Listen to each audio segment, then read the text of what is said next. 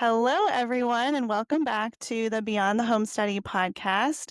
We are here as really a parenting podcast, especially for those who have adopted or have welcomed children into their home through foster care. So we're really glad that you're here. So for today's episode, we have a special guest. So welcome to Beyond the Home Study, Anna. Thank you. Thank you for having me. We are so excited to have Anna Bernacki. We have just met her. We didn't meet her in person, so it's always fun when we can meet someone for the first time virtually. But we've been following her, and she is an adoptee and an adoptive mom. Adopted mom. Yep. Yes. Anyway, that was so hard to do. And she's also a huge advocate, which is so, so important. And so, Anna, why don't you just tell us a little bit about you, your family? Just give us a little intro. Sure. I was adopted as an infant. So I grew up as an adoptee, always knew I was adopted. That was never a secret. I'm very thankful. But I had never really met any other adoptees. I never met other people who had families similar to mine. So then when we walked through infertility, my husband and I was adamant I was not going to adopt. Absolutely was not going to adopt. I wanted that biological connection more than anything else. But God had different plans. So we became foster parents. And for sure, we weren't going to adopt our first placements. That wasn't going to happen. Well, we did. So we adopted two girls. I think at the time of adoption, they were 8 and 12, I believe. Okay. So they were older. They're sisters. And then a few years later, we adopted another set of siblings. And they came to us at birth, and we fostered them for a while, and then they were adopted at ages 3 and 5. So we have 4 adopted kids now. You And I was got never quite going the to adopt. range. Yes, Yeah, quite the thank range of you. ages. Yeah. So My what? oldest is 17 and my youngest is 5. So it's wild. Wow. My goodness. Yeah. Wow. So when they came into foster care, your first placement, were they 8 and 12 when they came in or when they were adopted? When they were adopted. So they were 6 and 10 when they came to us. Okay. And that was your first placement, Yep. 6 and First 10. one. Yep. Dang, you were just jumping right in. Yeah, we sure did. Wow. It was wild. What led you to pursue foster care kind of over like a private adoption or even an international adoption? I think there were a couple things. I mean, there were definitely several layers to it. One was I didn't want to repeat the same story that I had. I think at the time, even though I had lived it, I didn't know enough about the other side of it to feel comfortable. And I was still really processing because, again, I hadn't met other adoptees at this point. Even though I'm an adult, I just hadn't. It was it still felt foreign, which sounds crazy, but every single other person around me was biologically related to each other. Yeah. So I didn't have that context. I was just the oddball all the time. And I didn't want to repeat that. And then I also had a really good friend. Um, when I was in my 20s, I got married late 20s. So I was older when I got married. And when I was single, I had a really good friend who was fostering, and she asked me to do respite for her. So I would do respite for her kids all the time. So I was very familiar as much as a respite Yeah. there can be. But at least I understood like what foster care was, the purpose of it. And so my husband and I kind of looked around our house and we're like, we have these extra bedrooms. There's a need right here in our community. Are we going to pursue other fertility options? I don't know. So we just were kind of like, you know what? Let's fill the need for now and see where this goes. And well, it went really fast. Well, and it sounds like you had a really good we've talked about it in past episodes, but it sounds like you had a really good idea of like what foster care is. Like it's not Yeah. like, oh, I'm going to go adopt a child. It's foster care. Adoption could happen if you're Yeah. open to it. So it sounds like you kind of already had that in mind and you guys were like committed to doing the foster care thing. Is that right? Yeah. Yeah. And what's funny is my friend who had done it, now she was in Michigan, so different state, but still, I mean, it's the same concept anywhere. And she had been doing it for years, probably 10 years by the time we started. And she still has, I mean, I don't even know how many places she's had, never adopted. So it's just Wow. so funny that like none of hers ever like none of the cases turned to adoption. And honestly, in a way, I was a little disappointed that I never got to have that beautiful reunification story. Hmm. And because that's what I was expecting. I was expecting that beautiful reunification, and I never did get that, which is still there's a little piece of me that I wish I could see that, but there's a different purpose for my life, so things went Yeah. differently. Is your home closed now? Yeah, we have a lot of special needs, and I thought we would be the ones to have 40, 50 placements, and we just I know my limits, and I Same. can't. Yeah, We also thought, I'm like, oh, yeah, we're gonna have tons of kids come in and out. No, that did not happen. yeah. Yeah, It's knowing your just it's too much. capacity. Yeah, you have to know your capacity. And it's so interesting. I was just talking to another friend about that of like, how do you, she was thinking more private adoption, but she's like, how do you like fill out this form to say, like, I really only want to adopt like this gender or this, race or all these different things. And I'm like, I mean, at the end of the day, when you say yes to something, you're saying no to other things. Like you have Yeah, to hold both of those. It's really hard. It's really hard. it is hard. It is hard, and I feel especially like as a white family, when you're talking especially race, that's a really hard one because we Mhm. said any race, we're a transracial family, and I have no regrets on my end. I do have regrets for my kids' sake in the sense that I feel like I am not equipped enough to be the mom that they need me to be. And I know that there's a purpose in everything, and I'm here and I'm their mom for a reason, but I wouldn't go back and change anything, but the reality of the needs, like you can know all the things and you can try and be the best that you can be, but at the end of the day, we're different and we have different communities surrounding us, and that's been tough. So it is hard when you those things that, oh, I'm not prejudiced. I'm not going to say I won't take a Sure. race. Well, there's more to consider, and it's a lot to Mhm. consider. It's hard. Yeah, I feel that so hard. Like it's a different type of mom guilt. It's Yes. like there's all these pressures of like, am I doing a good enough job and blah blah blah. But then there's like, but I have no control over this. Like I am white. I can't change that. Right. And as much as I like, with our kids, we model like, coping skills and we model the way we want things. And I'm like, I can't model how to take care of your hair I because know. I have different hair. Like, and I hate Yeah. that for her. Yeah, I feel that. Yeah, it's hard. Yeah, it's definitely something I don't think we talk about it a lot because it can be misconstrued Yeah. as though we have regrets and we wish we hadn't done this or it's too hard. And that's not what I'm saying at all. It's none of those things. It's just from her perspective. I wonder, am I the mom that she needs me to be because I Mm. am white? And there's literally nothing I can do about that. Mhm. Yeah. So for you guys out there, we polled our audience.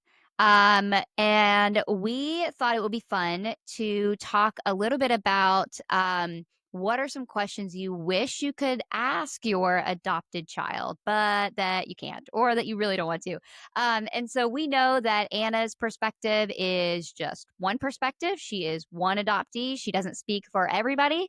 But that doesn't mean that her voice isn't important because it's really important. And so, yeah, we're going to share some of these questions that we got and then some that we came up with ourselves. And good luck, Anna. I'm excited. I love hearing the other side of this. So it's Okay, fun. and this is so one of the things I thought of, even just as I posted this question to ask our audience, I thought, okay, some of these are like, I'm curious from your perspective, are they like, I can't ask this, or I'm just not asking this? Like, where's the, kind of like as we ask you these, you could even in your responses share with our audience of like, yeah, this is actually a really great topic to bring up with your child. Oh Like, yeah, that would be a you know, good. Yeah, like how, and maybe it's phrased differently, or maybe it's asked in like a different tone, or you know what I mean, like something like that. But I'm like, sure. Yeah, some of these I thought, wow, like that could be really powerful to have this, even if it's when your kids are 18 plus, like however, whatever that might look like. But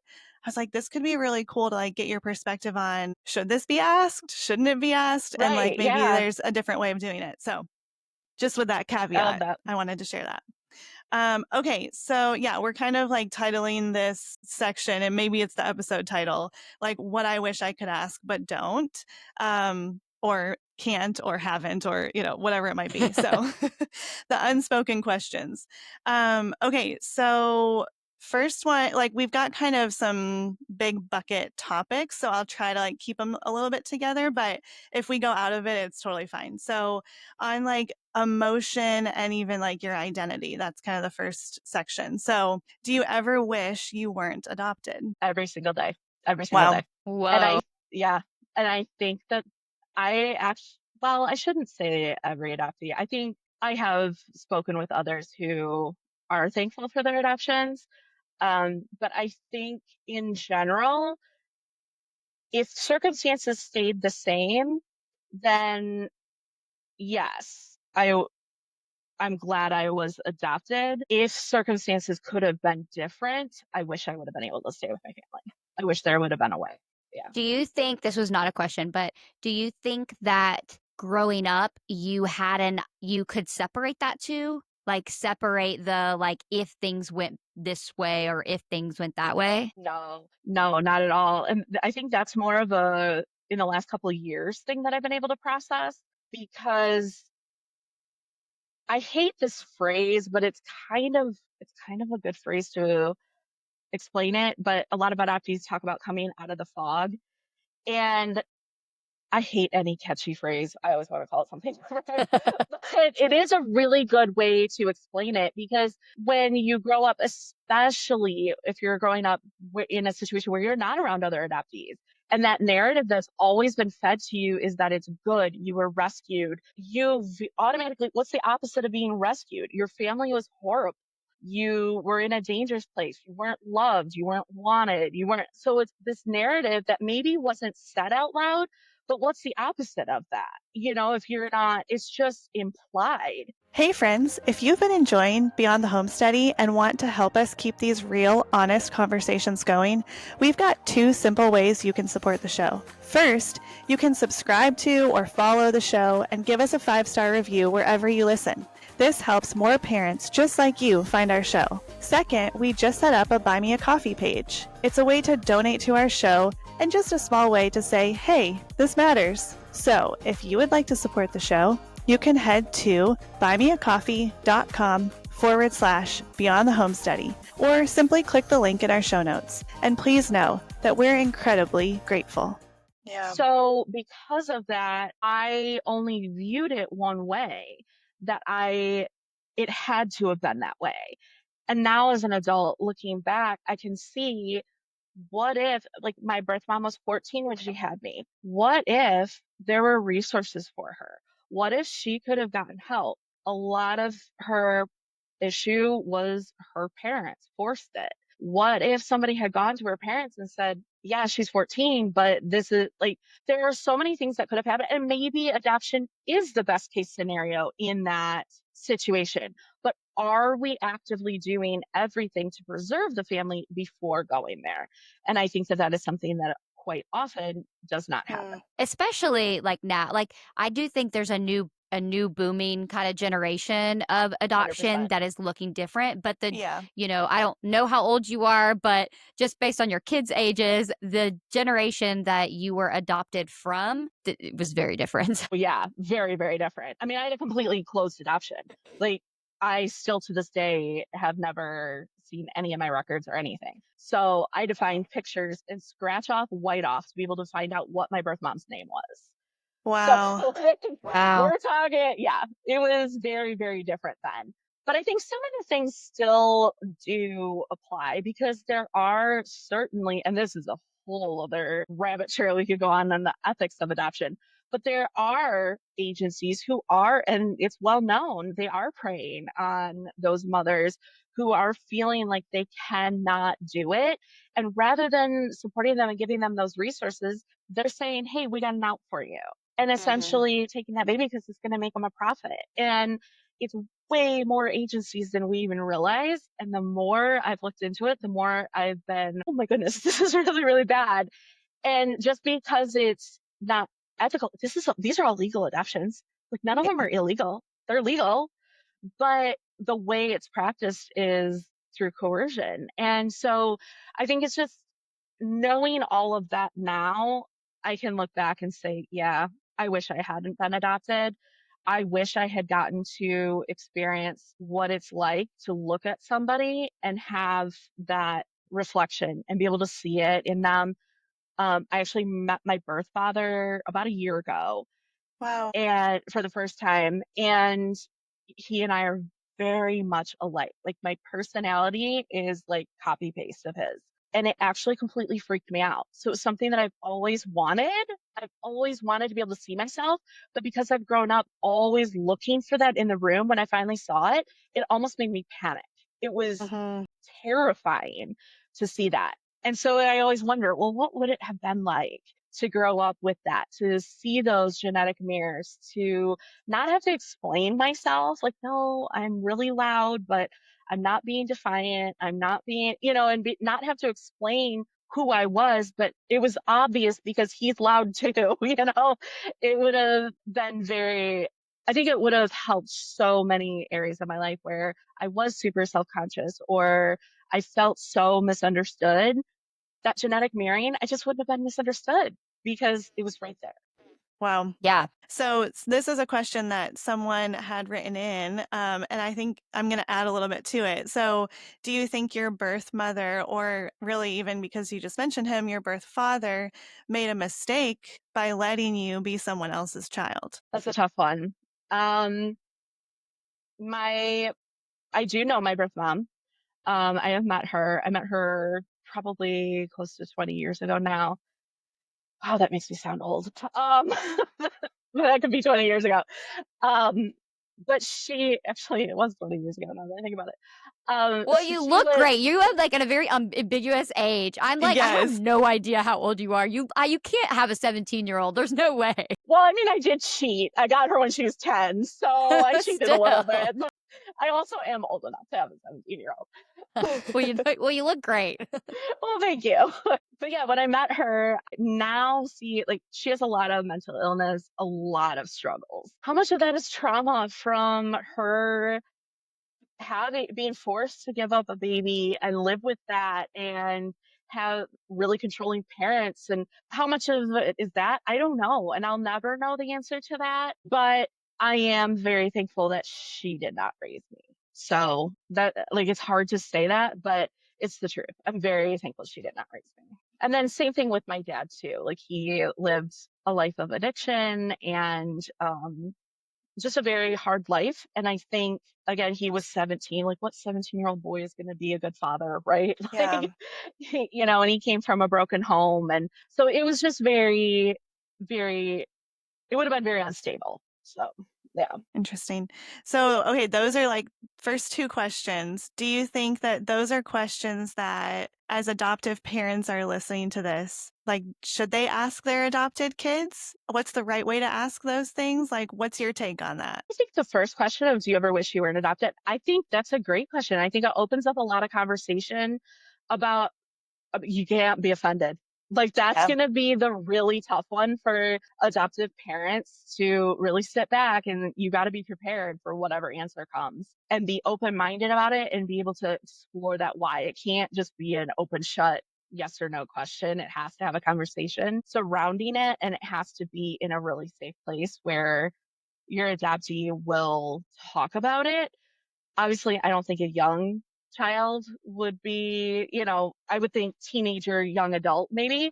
But Hmm. I think it would open some really good conversations to be able to have surrounding their adoption and how do they need to be supported better, rather than just saying, how do you need to be supported? Like, I don't know. Hmm. But Yeah. actually having that conversation, you can see into their mind and their thought process a little more. I think that one is really good.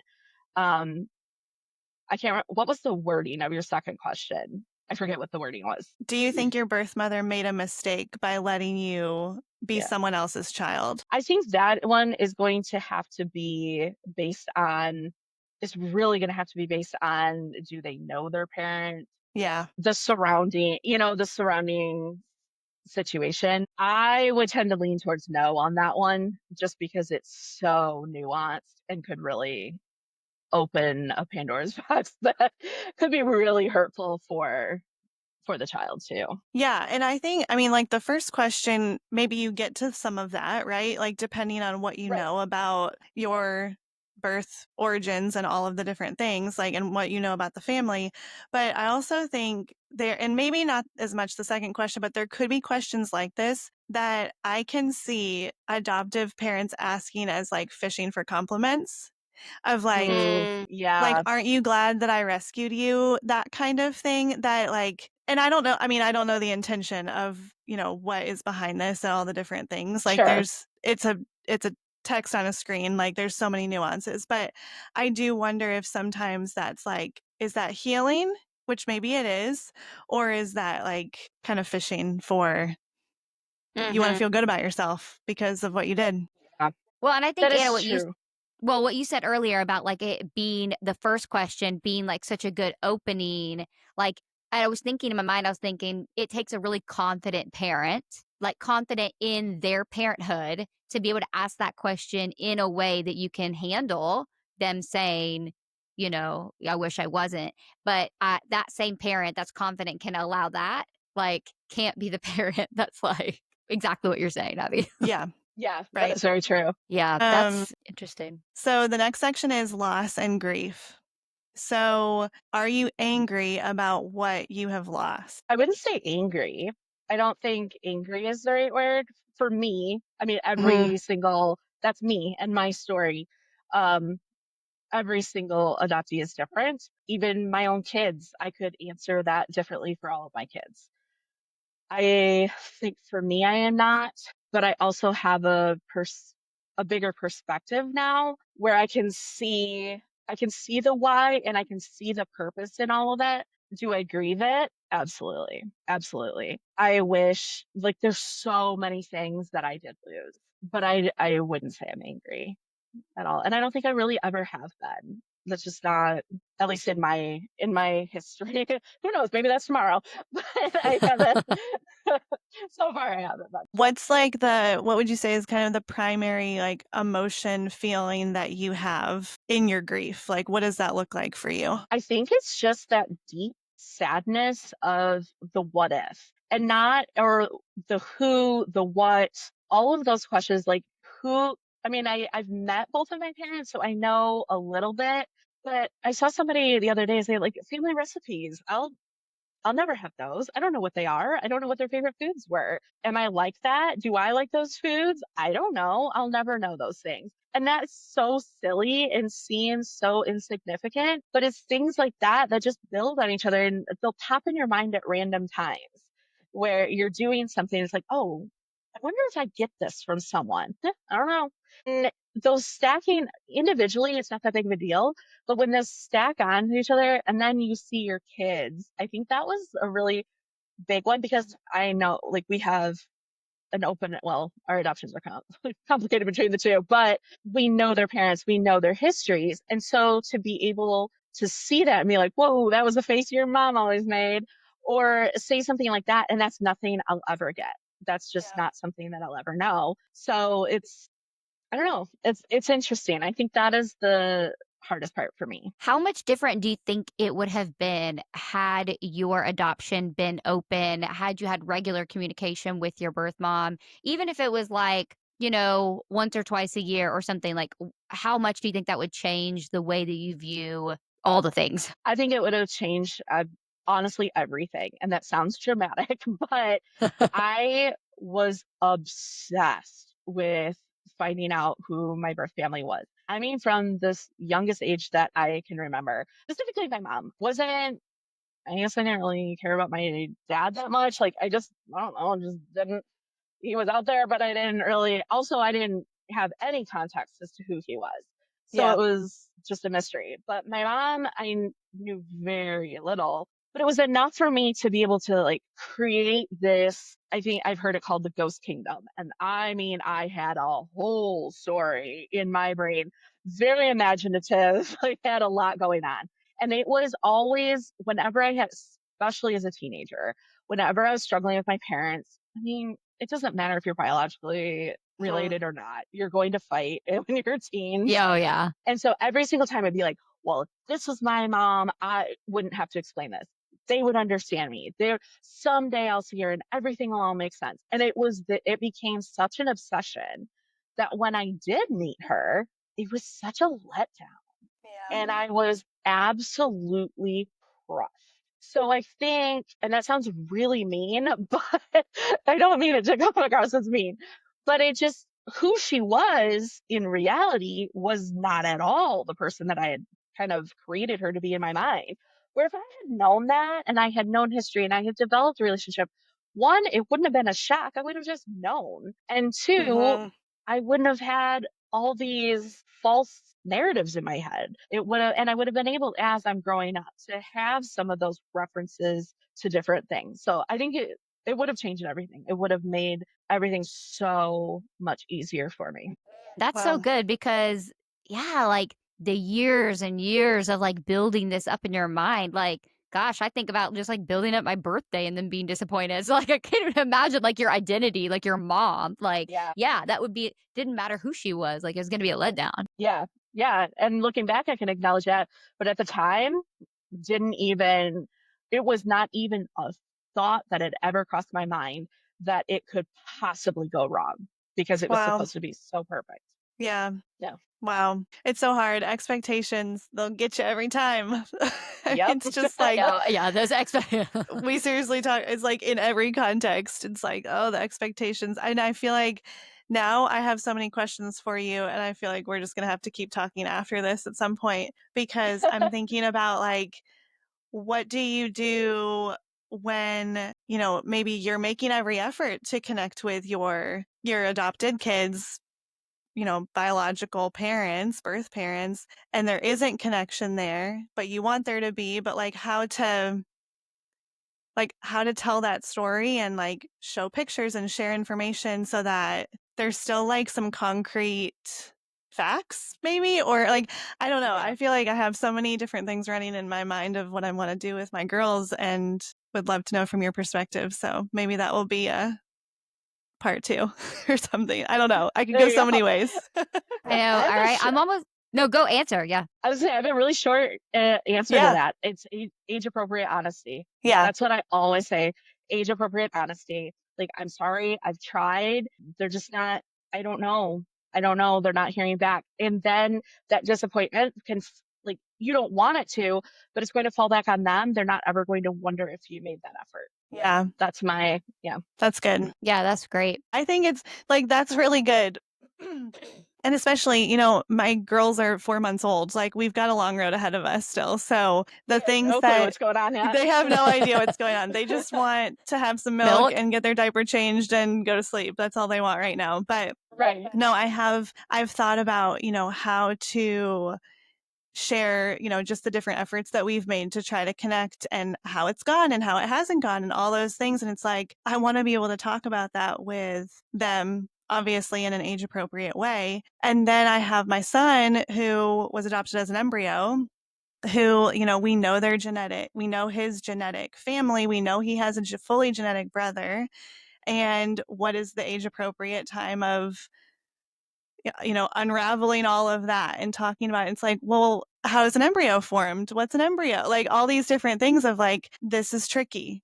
Those are the things. And like, I do think this is my little tangent and then I'll get off of it. But one of the things I was so grateful for when we decided to go with embryo adoption is that we knew other families who had walked this road and they were pretty much in it at the same time as us, like maybe a year or two ahead. But I thought like, okay, my son will grow up knowing Emily's kids and like they have gone through this. They will have similar questions. They'll have people that they can connect with. And like that was a saving grace for us as we walked through what that would look like. Yeah, that's huge. Yeah. Yeah, that's a Yeah, that also how big big thing. of a difference you think that would make? Like, even if you didn't have Yeah. there was no birth, family, like if you had had a support group of other adoptees, like how helpful do you Oh, think that would have yeah. been? Yeah.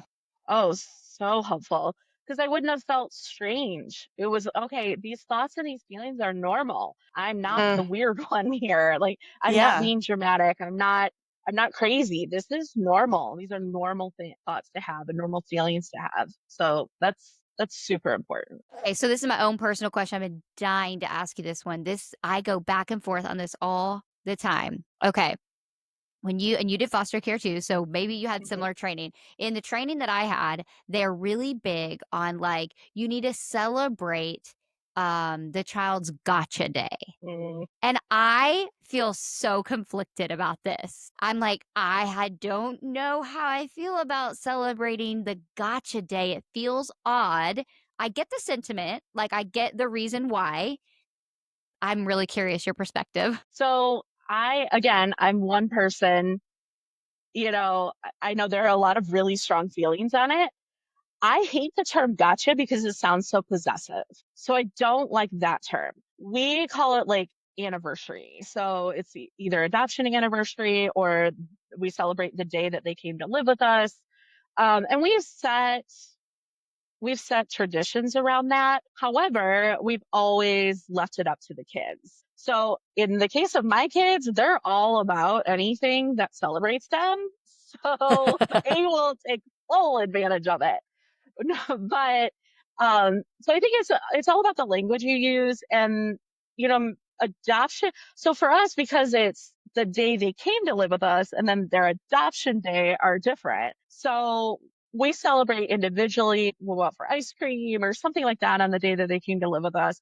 And then for their adoption day, because it actually goes by twos. So it's the two older and the two younger. Yeah. So we'll take them out to dinner with just them, and it's usually really nice. They can pick the place, and it's just them and us as parents, and we just kind of remember that day going to the courthouse and what happened and things surrounding that. So for my kids, they love it. They're all about it. I think it depends on the child, and you just have to kind of feel it out and let them have that autonomy of, do they want to celebrate this, or is it a really painful day, or do they want something that's going to turn that day around? So, and then Mhm. Yeah. also my kids too, and I think this makes a big difference. My two older ones, we were not their first placement, so Mhm. they weren't coming from home. It wasn't removal and then us. So I think that also changes it a little bit because there were other homes along the way before coming to us. So that makes a Yeah, difference. that's really helpful. Yeah. Okay, so I want to touch on something that you said, the language. You said, I don't like the language gotcha because it's possessive. So I had a commenter on an Instagram post I did a long time ago that commented on this because I used the language.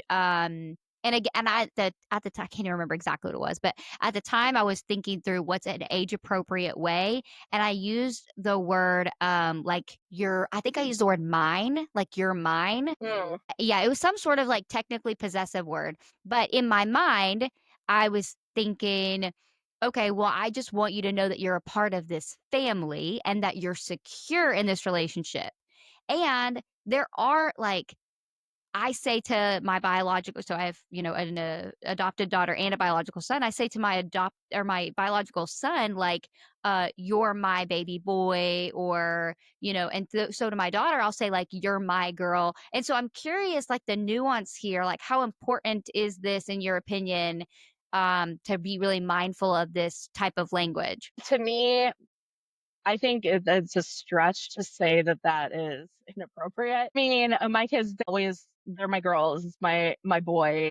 I had to drop the little with my youngest because he's not a little boy anymore. He's a big boy. So I was like, well, can you just be my boy forever? So he's my boy forever because he's not a baby anymore. I mean, yeah, he's mine, but he also knows that he's his birth mom's too. So they're like, I don't know, like with him especially, and my two youngest, they've grown up knowing their birth mom, and that a huge part of their life. She actually always says we co-parent. We do. I mean, but in all seriousness, when she's around, I'm like, here you go, not my problem today. But but we do, like, we work together very well. We don't argue. We don't, like, we each have our defined role in their life. And so I think that makes a huge difference for them. It's not, but I think that that's a stretch to say no. It's your baby. Like, I mean, I say that to my students at school. Like, a little girl, I'm like, I call them mine, like my Gracie girl. Like, she's not mine. Yeah. That's Yeah, what I yeah, call yeah. her. So yeah, Okay, that's helpful because yeah, I'm like, you just start to get like overly sensitive. You're like, oh gosh, I don't want to do anything. I know. I know. And I think some people are like, there's awareness, which is good. You want to be aware, but then there's like over the top to the point we can't take offense to everything. You have to look at the intent behind it. And if you're going to take offense to everything, you're going to be really miserable. So just get over yourself and move on. Yeah, And now that's I just true. made a lot of enemies. No, I think that's good. Never. That's good. Okay, so let's see. Let's talk a little bit about like culture and racial identity. So, knowing that, we have, I think all of us have transracial families. So, like thinking about that and what that looks like. So I guess this would be because when you were adopted, were you in a transracial family when you were adopted? No. Okay. No, So this is, I guess, like kind of thinking about this as not necessarily a question that I'm asking you or like a parent would ask you as the adoptee, but just the question in general. So to set that up. So do you feel like we helped you connect to your racial or cultural identity? Like would you recommend that question as an adoptive parent asking their adoptee? absolutely. Absolutely. I think that's a fantastic question to ask. What can we do? How can we do it better? What do you miss? What do you want to do? Like, I think all of those things are super important to ask. So that's kind of funny. I was not transracially adopted. I look very much like my adopted mom. Mm. And everybody always said, "Oh my God," either they didn't know or it was, "Wow, it's so cool that she's adopted and you look like her." And I hated it because I wanted to be my own unique person. And so having a transracial family, that's one part I love about it because we walk into a room, people know right off the bat. We all have our own identities. We are a unique family and we come from a really unique background. And so I actually really like that aspect that there's no explaining. It's just, it is. Um, and I think I like it more because of my history of always feeling like I blended in and I wanted to be different. So I think that adoptees in general, they want to be themselves. They want to be who they are and be able to be authentic. So I think that's a super important question to ask and have conversation around. Yeah, I That's think so that's interesting. I'm curious how much of that was the way that your parents can like their response because not an adoptee, but my biological dad got custody and my stepmom were the ones that had custody of me. And people used to say, "Oh, you look just like your mom," referring to my stepmom. And she would wink at me and it was like our thing. It was this I like, think exactly what my adoptive mom would do. "Really?" Exactly. Yeah, But that's exactly. so It was funny always because like, to me, I was don't like, tell. oh, okay, oh, so for me, interesting. it wasn't like a don't tell, it was like a we are playing this game together. Isn't that so Oh, funny that they think that you look like me because I know I'm not your biological mom, which I had a very good relationship with my bio mom, so maybe, but I that probably so makes a big interesting. difference. Yeah. Yeah, because maybe Yeah. because I had that relationship, because yeah, it was like a funny thing, like, that's hilarious. We don't look anything alike. Yeah. No, it was the exact same thing that my mom would do. And I was just Interesting. like, oh, don't tell, it's our secret. Like, it's so cool. We passed. Like, it was like that passing the test that people thought we were related. And I was like, nope, I hated it. So Wow. Yeah. interesting, huh? Okay. Yeah. It's really crazy that people see what they want to see with Hmm. situations like that. Like It's true. it's really I feel like we could do a whole episode on like things people say that they shouldn't say because there's just Yeah. there's so many things. I have a running list and yeah, it's really wild, but it's like people say crazy things. So, and they don't think they're They crazy. do. They don't think they're crazy. Right. That's the craziest part. You know? Okay, so what about this question? What made you feel most seen growing up? Or it could be like when you were younger, or depending on when you ask this question of your adoptee. That's a tough one because I don't think that I really felt seen as myself because I had to play so much of a part of who I was to fit in. Um, so I don't know that I really felt seen. It was way older as an adult that I started kind of being able to unravel that and realize that I'm not a problem. Like my loud voice, yes, I'm obnoxious. I know that. I can acknowledge that. But that's not a fault. That's not a problem. That's not something that needs to change. It's who I am in my core. So, and it can be used for good. It can also be used for it can be really annoying too, but I can use it for good. And so I think it was actually, I remember the first time I confronted, it was in court. I confronted a state's attorney over something that was said in court. And I walked away and I was like, oh my goodness, that's why I'm a loudmouth. Like it was the first time where I felt that my boldness and how loud and blunt I was used for good and somebody actually heard it, acknowledged it, and then used it. And it was a real, like, I'll never forget that. It was a really big moment for me, but that was as an adult. So I don't think I wasn't able to be myself as a kid. So if you could go back to your kid self, what's one thing that you wish someone would have said or done? Like one simple thing. We've talked about some of the big stuff, but what's one simple hmm thing someone, and maybe not even like a parent, like maybe like a teacher or a friend that they could have done that would have helped you feel seen? I think just acknowledging that just because I'm different than my parents or how they wanted to raise me does not make it sinful or wrong or bad, or I wasn't being disrespectful. There was never, I think it's easy with kids to like fall in line or else.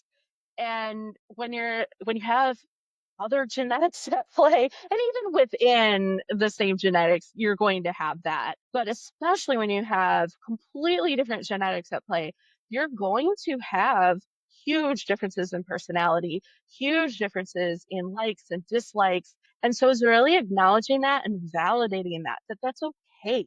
It's okay that we're different. It's okay. I see you, I value you, but in this situation, we need to act like this or in Mhm. this situation, and kind of guiding it that way, but really acknowledging who they are at their core. And as long as the intention is good, then you can work with that. That's really good. Yeah. Everyone, you hear that, you guys? Yeah. Yeah, it's good. Rewind 30 seconds and listen again. That's really good. Yeah.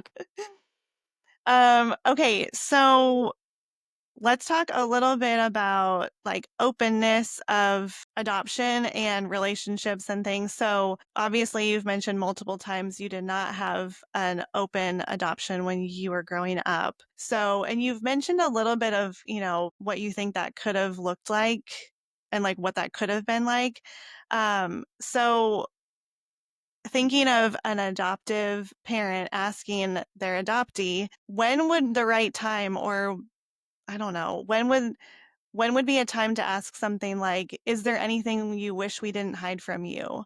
Or is there anything that we're keeping from you or you think we're keeping from you that you wish that you could know? Like you talked about, scratching white off of pictures. So like what does that I don't know, just like trying to think through what does that conversation even look like and when does it start? I think that is one of those things that shouldn't ever have to be a conversation that starts. I think if you're being age appropriately honest as they grow up, then those stories and the things that and those details are going to slowly come out as they're that age. And if you're welcoming open and honest conversations and whatever question they ask is not off the table, then I don't think that ever really should have to be a conversation that's had. If you have, if you're now finding that you're at a point where, ooh, we haven't, we've got a lot of information we kind of need to dump. Um, then you kind of have to you got to know your child and where they're at emotionally. Maybe that's a time you pull in a therapist and you sit down with a therapist and you say, hey, this is all that we have to talk about. But I think ultimately it should be that you are not keeping anything from them that would be age appropriate to tell them. I just had to tell one of my kids the other day that their father is in prison, and, it's one of those things I was like, you're at the age, you know what it is. And I could have changed the subject. I could have said other things. I didn't tell him why he was there. I didn't tell him any other details surrounding it, but he's in prison. That's why you can't see him. And like, and we have those conversations. So the adoptees, like, kids are they know so much more than you think they do anyway, especially adoptees, because we're little detectives because we don't know our stuff. We're going to try and find it out. So I think it's just better to be honest, because then you build a better rapport with your child too. If it's built on that honesty, then you don't ever have to go back. You don't ever have to have that moment of, oh, I need to tell you. I should have told you, or it's just honest. And if you Mm. are in that position and you have withheld things, then it's time. Definitely get a therapist involved and work with a therapist and in navigating that. Yeah, that's really good. My follow-up question to you is going to be like, when do you bring, whether it's a therapist or third-party mediator or someone in to help you? Maybe if you're feeling a little bit hesitant too, like, Hmm. do you bring someone else Yeah, in like who what do you can, think are some red Yeah. flags? yeah. I think if the child, I think that, well, I mean, it really is situation based, Hmm. but if the child is very emotionally vulnerable and you've got something really big, like, for example, your dad is in prison, if you're something like that where you've got a big bomb to drop and they're not in a place. For us, we were riding in the car and it was a random conversation and it wasn't that big bomb in the moment. But if it does feel like that, then I think that would be a place where, if you're going, ooh, how are they going to react to this? That would be a time to bring in someone else who can kind of guide them through that and navigate it with them and both of you together. Because I think having that other person who doesn't have any skin in the game is going to be very helpful. That is really good. So, Anna, this has been so enlightening, so helpful. We probably could have like 20 different follow-ups because I'm like, oh, okay, tell me all the things. Have all like you're just leading to more questions. But I do kind of want to wrap up with this. You're talking to all kinds of our audience is, different adoptive moms and dads, maybe, I don't know. But so different types, private, foster care, embryo, and then also people that aren't adoptive parents as well that are listening. So what's something that you want them to know? That's Blanket a tough statement. one. I know, but what's something that you're just like, Gotta pick one. this is your platform. Like, what do you want them to know about um yeah, just like as being an adoptee and adoptive mom. I think the biggest thing is that, from an adoptee perspective, is we want to be who we are. We want that autonomy and we want to be wanted for exactly who we are. Um, I always say being loved doesn't really matter. I want to be wanted, because different people have different capacities to love. I want to know that I am valued and wanted more than anything else. So I think really, if you have an adopted child, that is so important to drive home. You can never tell them too many times that they are wanted and valued. And then as an adoptive mom, I would say get support. Surround yourself with other adoptive parents, because it's hard and we're facing things that other parents can't relate to. They just can't. And it's at no fault of their own. We're just on a different journey. And so really surround yourself with adoptive parents who are like-minded and that you can bounce things off of, because otherwise it's hard and you can't do it alone. None of us are meant to do this alone. And you need that support surrounding you. Yeah, that's excellent. Love it. And speaking of support, can you tell us a little bit about Anna works for Parenting Different, Thrive? And Yep. do you work for Parenting Different or Thrive? I'm not sure. I work for Parenting Different. Okay, she works for Parenting Different. Yep. But can you tell us a little bit about what you do? And I think you have a little offer for our audience. Could you tell us about that? So I work for Parenting Different. We have a platform called Thrive. It is specifically for adoptive parents only, from all different walks: foster, international, infant adoption, all different walks of life. And we are just a community that supports each other. So we have all different workshops. We have self-guided courses you can go through. We have different community spaces. So there's one for infertility, one for transracial adoption. And then there's just a platform where you can go in and ask questions, ask the hard questions, and we make sure it's a very safe space. So I am the one that is in charge of all that inside the platform there. And so we make sure it's a very safe place. No, there's no judgments. Um, and you can ask whatever you want, and you get all these adoptive parents coming to you with incredible advice. And a lot of times there's resources and booklets that we have and stuff that we're putting out. We're going to start doing lunch and learns and with different professionals within it. Sometimes it'll be a therapist, sometimes it'll be another adoptive parent or educators. So there's going to be a lot of things like that coming up in July. We're going to start that. So there's a lot of really cool things in Thrive as for supporting you as an adoptive parent. Right now, we're offering all of you guys, listeners, a 30-day free trial. So I've sent you guys the link so you can share that link and come over and join us because we're doing some big things. Like we got a lot of big things up our sleeves. So it's gonna be really cool. I'm really excited about it. I'm creating the space I needed. So that's my thing. I'm like, you put yeah.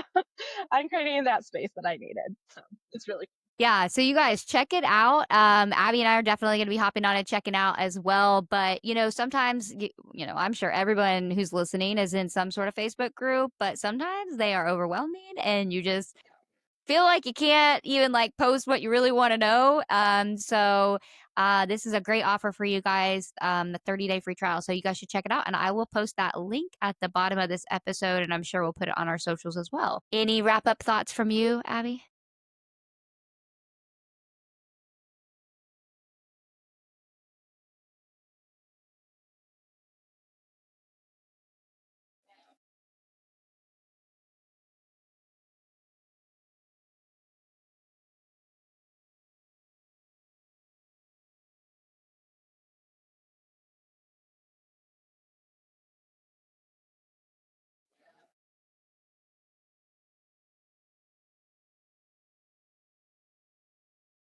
Generic.